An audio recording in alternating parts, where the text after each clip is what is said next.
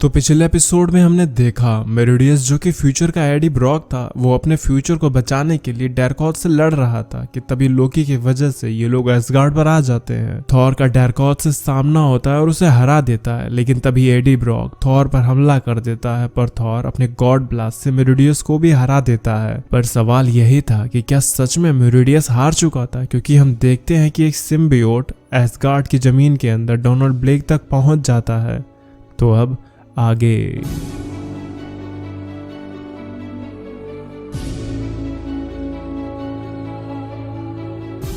Titan planet, ये वो जगह है जहां पर मैड टाइटन थानोस पैदा हुआ था और उसने ही इस जगह को खुद अपने हाथों से डिस्ट्रॉय किया था।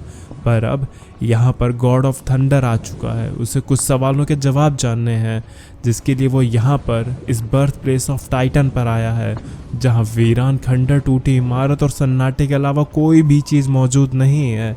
जैसे ये पूरी जगह मौत और डार्कनेस के साए में जी रही है। थॉर ने अपने रेवन से कहा, ह्यूगिन म्यूनिन, क्या ये वही जगह है? जिस पर ह्यूगिन ने कहा, यह आपका कैसा सवाल हुआ जिसके जवाब के बारे में आप पहले ही जानते हैं। ऑफ कोर्स ये वही जगह है, यहाँ पर सभी लोग मारे जा चुके हैं, यहाँ एक भी चीज जिंदा नहीं है। थॉर वहाँ पर एक कब्र देखता है जो कि थैनोस की माँ की ही कब्र थी, जिसे खुद थैनोस ने अपने बचपन में अपनी ही माँ को खुद अपने हाथों से मार डाला था।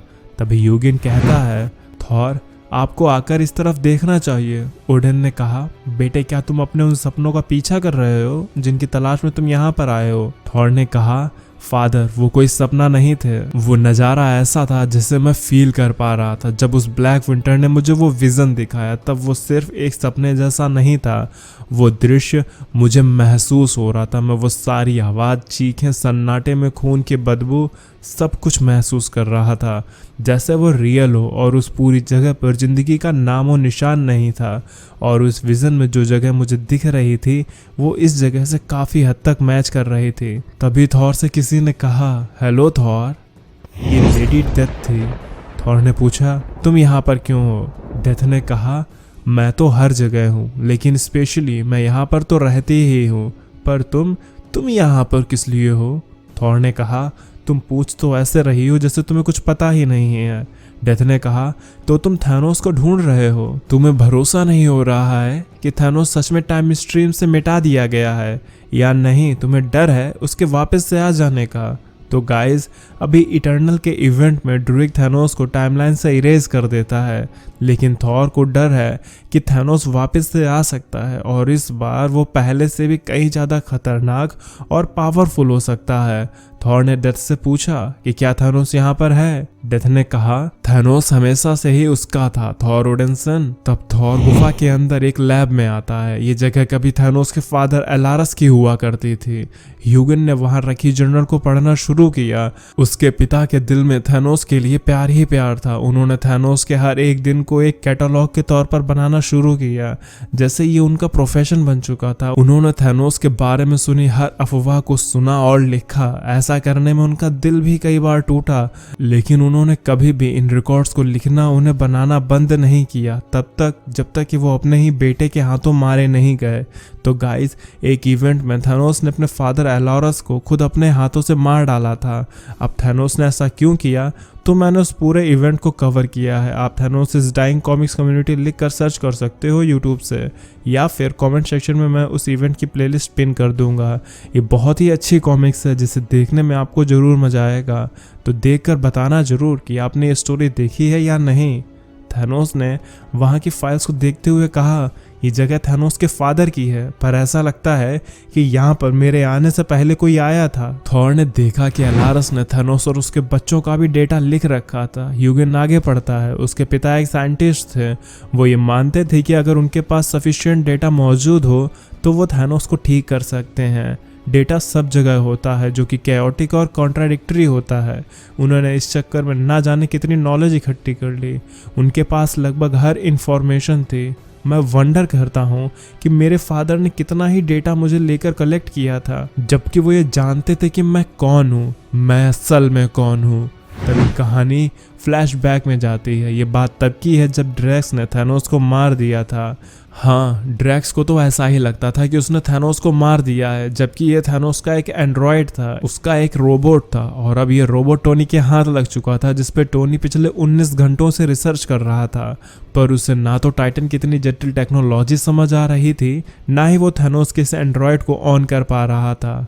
टोनी थैनोस के टेक को रिवर्स इंजीनियर करके उसे खुद के लिए बनाना चाहता था। टोनी ये भी जानता था कि वो एक ऐसे बॉम्ब पर काम कर रहा है जो अगर एक बार खुद के काबू में आ गया तो वो बहुत खतरनाक हो सकता है। ये सब जानते हुए भी टोनी थैनोस के एंड्रॉयड को ऑन करना चाह रहा था। टोनी ने गुस्से से कहा, आखिर कब तक और कैसे मैं तुम्हें ऑन कर सकूंगा? अगर मैं ऐसा नहीं कर पाया तो मैं तुम्हें मेल्ट करके फेंक दूंगा। लेकिन तभी थैनोस का एंड्रॉयड हिलने लगता है। थैनोस ने कहा, अगर तुमने इसे डिस्ट्रॉय करने की सोची भी तो तुम्हारे लिए अच्छा नहीं होगा। ये संसार की सबसे जटिल रचनाओं में से एक है। टोनी ने कहा, वेल, हम दोनों इस बात पर तो सहमत हैं कि ये सबसे जटिल चीजों में से एक है और मैं भी इसे तोड़ना नहीं चाहता हूँ। थैनोस खुद को छुड़ाने की कोशिश करता है तो टोनी अपनी बीम से थैनोस के हाथ को डैमेज कर देता है।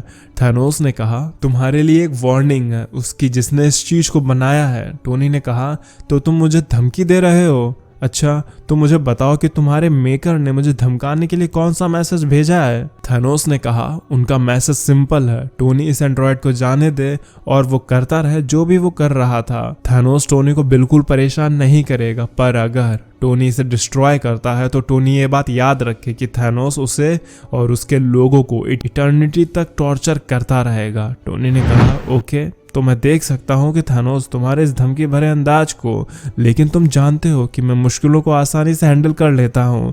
वैसे ये अच्छा गेम है। और टोनी अपना फायर कटर को ऑन कर देता है। थैनोस ने कहा, गेम? तो तुम्हें ये गेम लग रहा है? इस गेम को तो मैं कब का जीत चुका हूँ एंथनी स्टार्क।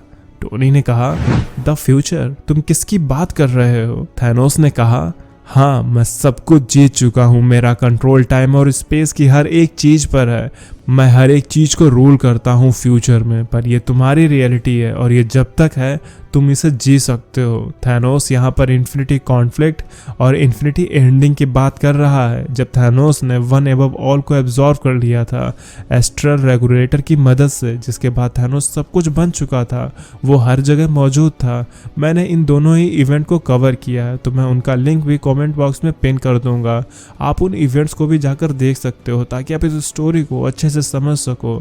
थैनोस ने कहा, फ्यूचर में ऐसी कोई चीज़ नहीं है जो मुझसे ना निकली हो। अगर तुम्हें यकीन नहीं है तो मैं उसे तुम्हें दिखा सकता हूँ। इतना कहकर थैनोस टोनी को उसका फ्यूचर दिखाता है, जिसमें थैनोस अब किंग थैनोस बन चुका था और उसने हर एक सुपर हीरो को, हर एक सुपर विलन को एक मशीन में डाल रखा था जहां वो बुरी तरह से टॉर्चर हो रहे थे। टोनी का इतना सब देखकर दिमाग चकरा गया। उसने कहा, बस बस, तुम ये क्या कह रहे हो कि हम सब तुम्हारे इस सिमुलेशन में फंसे हुए हैं और ये हमारा एक पॉसिबल फ्यूचर है, वो भी तब जब मैं इस मशीन को डिस्ट्रॉय कर दूंगा? मतलब तुम मुझे सिर्फ इसलिए टॉर्चर करोगे क्योंकि मैं इस मशीन को डिस्ट्रॉय कर दूंगा? थैनोस ने कहा, तुम्हें ही नहीं बल्कि तुम सबको टॉर्चर करूंगा। आयरन मैन ने कहा, ये कितना बकवास गेम है। अगर इतना ही कुछ तुम्हारे कंट्रोल में है तो तुम्हें क्यों ही इस मामूली से रोबोट की पड़ी है? थैनोस ने कहा, यह बात कोई मशीन की नहीं है बल्कि ये बात है प्रिंसिपल की। अगर तुम इस मशीन को रिजेक्ट करते हो तो इसका मतलब तुम मुझे रिजेक्ट करते हो। टोनी ने कहा, यह क्या बेहूदगी है? थैनोस ने कहा, तुम एक साइंटिस्ट हो टोनी, तो तुम इन प्रोबेबिलिटीज को अच्छे से समझ सकते हो। तो जरा अपने दिमाग पर जोर डालो और सोचो कि तुम किस निष्कर्ष पर पहुंचते हो। तो गाइस, थैनोस का कहना था कि अगर टोनी थैनोस के एंड्रॉयड को जाने देगा तो थैनोस उसे बिल्कुल भी नुकसान नहीं पहुंचाएगा, पर अगर टोनी इस एंड्रॉयड को डिस्ट्रॉय करता है तब थैनोस उन सबको इटर्निटी तक तड़पाएगा। अब निर्णय टोनी के हाथ में था। वो जान गया था कि फ्यूचर में थैनोस को कोई हरा नहीं पाएगा। ये गेम बस चोर और पुलिस के सिद्धांत का है। अगर पुलिस चोर को यह समझकर छोड़ देगी कि वो सुधर जाएगा तो इसमें पुलिस कहीं ना कहीं अपने प्रिंसिपल्स को तोड़ रही है। टोनी अपना फैसला कर चुका था। उसने केओस और ऑर्डर में ऑर्डर को चुना। टोनी ने कहा, वेल, मैं तुम्हें पिघला तो नहीं सकता पर मैं तुम्हारा ये सर अपने पास जरूर रख सकता हूँ। और इतना कहकर टोनी उस एंड्रॉयड का सर उखाड़ लेता है। लेकिन टोनी मन में अभी भी सोच रहा होता है अपने उस आने वाले फ्यूचर के बारे में, और अब टोनी को ये सीक्रेट हमेशा अपने दिल के कोने में दबाए रखना होगा। तो गाइस, क्या ये सब टोनी की वजह से हुआ या होगा, ये सब तो आगे आने वाले एपिसोड्स में ही पता चलेगा, क्योंकि आज का ये एपिसोड यहीं पर ख़त्म हो जाता है। तो अगर आपको वीडियो पसंद आई हो तो लाइक कर देना, चैनल पर नए हो तो सब्सक्राइब कर देना।